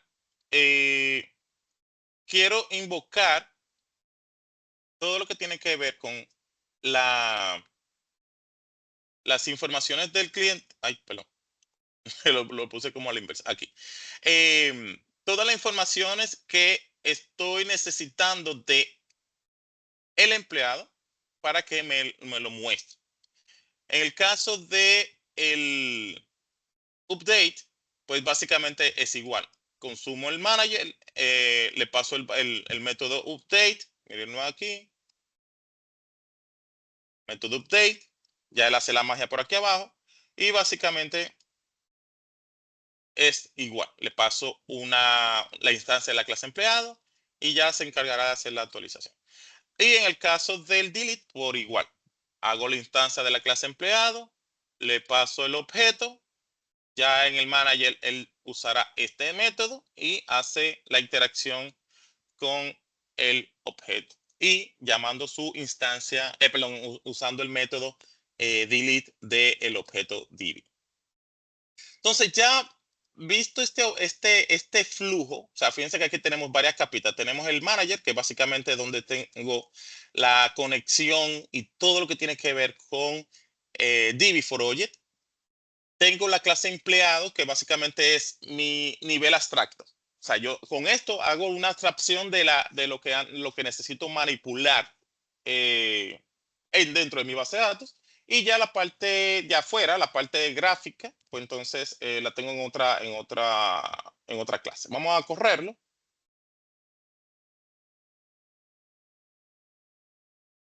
Y mire qué bonito queda. Proyecto 52. Listo, vamos a ver si tenemos data aquí. Tenemos un registro. Tenemos nombre, Percio, edad 98, puesto, no tengo puesto. Vamos a poner aquí otro registro, Juan Pérez, y puesto, ay, perdón, que la edad no es Pérez, la edad son 45. Aquí hay temas de validación de que si un valor entero y demás no la puse porque no estamos haciendo un programa, estamos validando, pero eventualmente cuando queramos utilizar ese tipo de gestores, pues ahí hay lógicas de negocio y o de datos que tenemos que pues tomar en consideración, no sea que tengamos una situación luego, pero en esencia pues no hay ningún tema. O sea, es solamente validar que la información que estemos manipulando pues sea la correcta. Analista. Listo, ya hemos creado a Juan. Vamos a quitar estas cosas de aquí. Y fíjense que ya por un lado me dice que tengo a Juan y por otro lado tengo a Percy. ¿Qué pasa si yo digo que déjame Juan y le decimos que la edad son... Ah, esto es un texto que no... Un texto que no le puse ninguna restricción ahí. Vamos a decirle que tiene 100 años. Fíjense que acabo de cambiar la edad de Juan y ya cuando le doy a leer, o sea, le estoy dando un select a toda la data, me está trayendo que Juan ya efectivamente tiene 100 años. ¿Bien? Si le damos a eliminar, fíjense que aquí abajo, de hecho, ya el mensaje me dice empleado eliminado. Si lo doy a leer, solamente me sale uno, pero ya aquí en la consola igual me estaba saliendo que se había eliminado. Si yo trato de eliminar una persona que no existe, bueno, aquí fue un tema en el mensaje, pero básicamente él me está diciendo, mira, el empleado no está encontrado, o sea, yo no tengo un empleado que se llame Juan 7, pero fíjense cómo ya perfectamente estamos usando las cuatro operaciones básicas de la programación, perdón, del manejo de base de datos, de manipulación de data, usando Div for Objects. Este mismo concepto, de hecho, este es como le comentaba, esto yo lo puedo utilizar desde Java o desde C Sharp, en este caso .NET. Mírenlo aquí. Esta es la librería que hace la magia y de donde básicamente está el manager. El manager hace el import de esa librería y a partir de ahí, pues tengo acceso a todos los métodos y propiedades dentro de esta librería. Y esa es la que hace la magia. Bien. Yo creo que esta fue más fácil. Yo creo que sí. Esa fue como muy sencilla. De todas maneras, yo les puedo compartir también este código. Bueno, de hecho, sí lo voy a poner ahí en la carpeta del episodio para que lo tengan ahí y puedan jugar un poquito con ello. Listo. Miren, con relación a lo que es la escalabilidad en este caso, DB4Project, suceden varias cosas. Una de ellas es efectivamente que como nosotros estamos trabajando en un modelo orientado a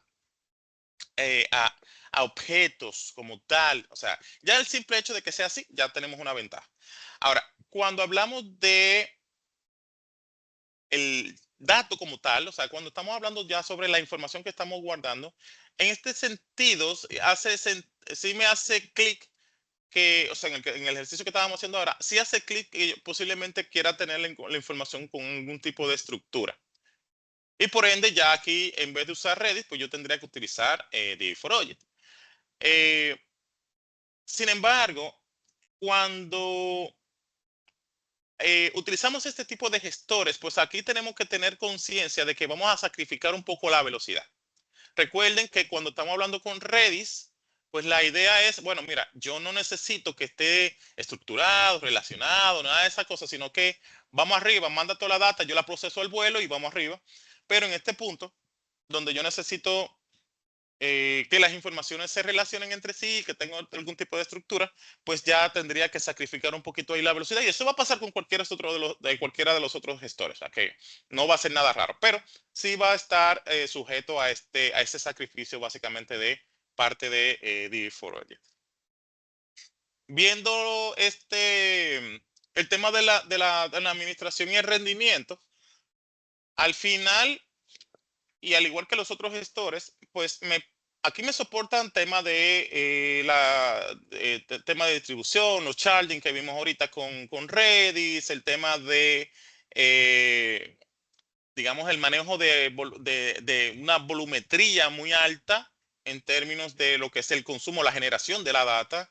Eh, Tenemos el tema bueno, de la ventaja de que básicamente al estar forjada en lo que es un paradigma orientado a objetos, que dicho sea de paso, es uno de los más antiguos en términos de lo que es la esquemas de desarrollo, o sea, la forma de desarrollar, pues es algo que es muy fácil de entender y eventualmente de manipular para cuando estamos trabajando con ese tipo de gestores. Ahora, em, se me olvidó decir también que te maneja al estar, digamos, desde cierto punto de vista, también manejar lo que es eh, el escalamiento horizontal, pues también podemos hacer uso de equipos, nodos en un clúster para que la información pues se segregue y demás. Pero ahí ya tendríamos que usar otros, digamos, ¿cómo se llama esto? Instrucciones a el gestor para poder entonces manipular ese tipo de situaciones. Yo tenía algunos por aquí,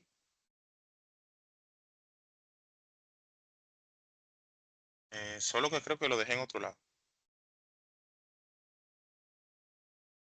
Pero a ver.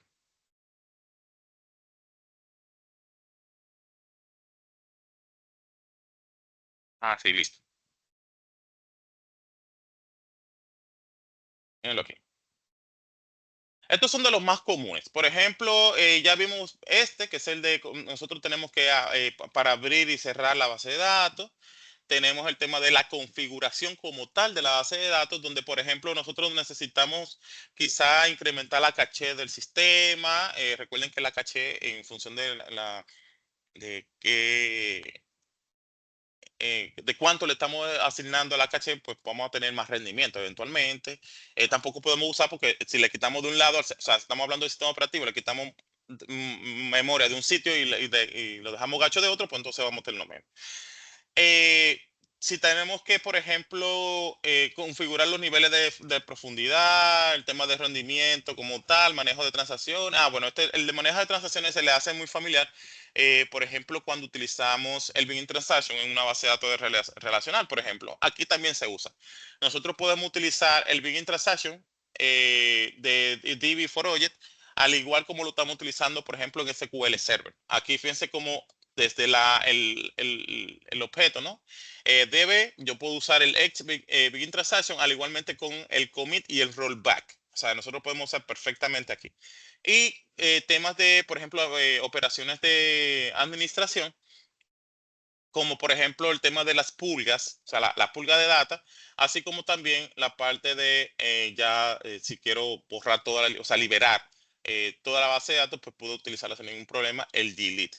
Eso sería como un drop en una base de datos relacional. Pues básicamente esa sería la dinámica en caso de administración y rendimiento. O sea, son más cosas. Yo le voy a compartir unos papers, unos documentos en la sesión de recursos para, en caso de que quieran, pues, profundizar un poquito más al respecto. Por lo que tiene que ver con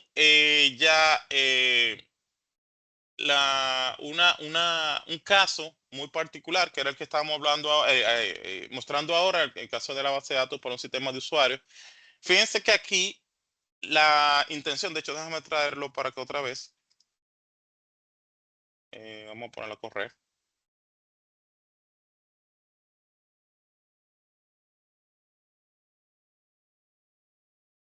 Aquí, muy probablemente, cuando nosotros estamos trabajando con este tipo de data, fíjense que de repente yo tengo una gestión de usuario, pero ¿para qué yo tengo una gestión de usuario? Por lo general, es porque hay sistemas en el cual yo tengo que gestionar el tema de la permisología y por un lado necesito crear la creación de los usuarios y a su vez definir cuáles son los perfiles que va a tener ese usuario, si va a ser un perfil administrador, si va a ser solamente lectura o escritura. Pero eso va a ser porque yo necesito que un usuario se conecte a una herramienta.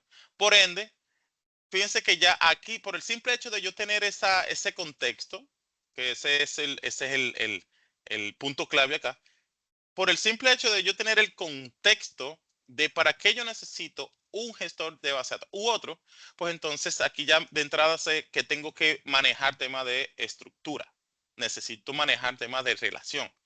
Quizá no hablemos de la relación de una base de datos relacional per se, porque no es así, pero el concepto detrás, pues es un poquito más amplio, quizás si lo comparamos con Redis, desde el punto de vista de cómo genero la data o cómo yo necesito tener la data. En este caso de uso puntual. Ahora, si fuese, como mencionábamos ahorita, bueno, tenemos de redes sociales, necesitamos streaming, necesitamos near real time. Bueno, ya ahí nos quedamos con redes sin ningún problema. Pero aquí, en este contexto en el que estamos desarrollando ahora, pues aquí sí necesitaríamos trabajar con D4Oject. ¿Qué les parece, señores? Bueno, yo creo que de esta ya no nos salva nadie. O sea, ya estamos involucrados, ya hay que salir a camino, señores. Ya no hay forma de echar para atrás. Bien, señores, bueno, vamos a dejarlo hasta aquí. Ya llevamos casi 2 horas, wow. eh, de pura caña, ya ustedes saben. No, no, ya para lo próximo voy a tratar de que sea menos de 5 horas en los siguientes videos. Pero de verdad que esto es muy, muy emocionante cada vez que paso de un tema a otro y quiero como seguir y tengo que estar controlándome por el tiempo. Pero es muy emocionante a medida que vamos avanzando, que vamos viendo más cosas nuevas, más temas que quizás nunca habíamos visto. Entonces, de repente, esa emoción de querer seguir, de seguir, pues rebuscando, buscando, explicando. Pues es algo bien, algo padre. Bien, entonces nada, con relación al resumen, aquí está, obviamente estuvimos hablando un poquito sobre Redis como base de datos Key Value, ya más bien hablamos algunas cositas sobre las bondades del gestor, bueno, de la familia. Y ya eventualmente para los ejercicios utilizamos Redis. Igualmente con DB4Oject, que estuvimos hablando un poquito ahí sobre ambos ejercicios. En el caso de DB4Oject, puntualizamos que bueno, que con Redis, que básicamente por lo pronto tendríamos que hacer el ejercicio en un sistema operativo Linux. Y en el caso de DB4Oject, básicamente está diseñado para eh, trabajar o funcionar, aunque hay otras variantes. O sea, si queremos trabajar con una base de datos orientada a objetos que no necesariamente sea DB4Oject, podemos utilizar cualquier otra, ahí no hay ningún tema. Pero si es DB4Oject, hasta el momento, ¿verdad? Nadie sabe si ya lo han cambiado, está diseñado para Java y .NET, puntualmente C#. Hablamos sobre algunas comparaciones con relación a SQL, pero no es comparación del tú a tú, sino más bien qué tiene este y cómo funciona. O sea, no es que tampoco vamos a hacer una comparación de herramientas porque no, como hemos mencionado hasta el momento, no es válido, o sea, no funciona. Y vimos en ambos casos, en varios paradigmas, cómo funcionaba el tema de las consultas y las operaciones CRUD en términos de la gestión del dato. Ahí estuvimos viendo un poquito de cada una de las herramientas. Y para seguir aprendiendo, seguir robusteciendo nuestro conocimiento, aquí algunos recursos que ya tenemos por costumbre, ¿no? Para poder seguir pues aprendiendo sobre estos temas de estos gestores de base de datos que, si bien es cierto, son algo tricky, si nos quedamos en que, oye, pero si ya yo estoy usando Oracle y SQL Server o MariaDB o MySQL, y de repente estamos viendo estas cosas que no se entienden, pues pues, es más por ahí el comentario. Pero esto ustedes van a ver, esto es solamente un tema de práctica, costumbre, y al final de la jornada es un tema de querer aprender. O sea, eso no es para nada difícil. Por lo pronto, les comento que hoy precisamente es el último episodio del capítulo 2. Ya la próxima entrega, sería el capítulo 3, estaríamos trabajando con lo que es, bueno, el episodio 1, que es fundamentos de Python para ciencia de datos. O sea, ya vamos hasta aquí, ya dejamos el tema de base de datos, ya tenemos base de datos por un tubo y 7 llaves. Ya si queremos buscar más gestores de base de datos, pues lo podemos hacer sin ningún problema, pero para la siguiente entrega ya vamos a trabajar con, en este caso, Python para ciencia de datos. O sea, vamos a comenzar a trabajar con Python para ver qué hacemos con eso. Esa es la idea. Vamos a comenzar a tirar código ahora. Ahorita estábamos trabajando con temas de data, consulta de data, cómo lo inserto y demás. Pero ahora vamos a hacer un cambio hacia lo que es una herramienta de analítica desde prácticamente cero para montarnos en la hora de ciencia de datos. Por lo pronto, eh, como siempre, ¿verdad? Agradecerles que estén al pendiente de cada semana estos episodios de cara al que es el proyecto 52 para seguir aprendiendo estos temas de data que, dicho sea de paso, son muy demandados y necesitamos montarnos en la ola. O sea, no podemos dejar que nos pasen por encima. Tenemos que sentarnos a aprender y estar siempre a la vanguardia de estos temas porque eventualmente a medida que nos quedamos obsoletos, pues tenemos un tema. O sea, necesitamos estar siempre a la vanguardia de las tecnologías que van saliendo y eventualmente quemar las que ya están para poder entonces mantenerlo update de los temas que tenemos en palestra. Por lo pronto, solamente me queda despedirme y como siempre estoy al pendiente de cualquier comentario, cualquier sugerencia y cualquier recomendación que ustedes entiendan pertinente de cara a las entregas que se han estado haciendo en todas estas pues semanas. Por lo pronto espero verlos y cualquier cosa nos seguimos viendo. Se me cuidan, guys. You them.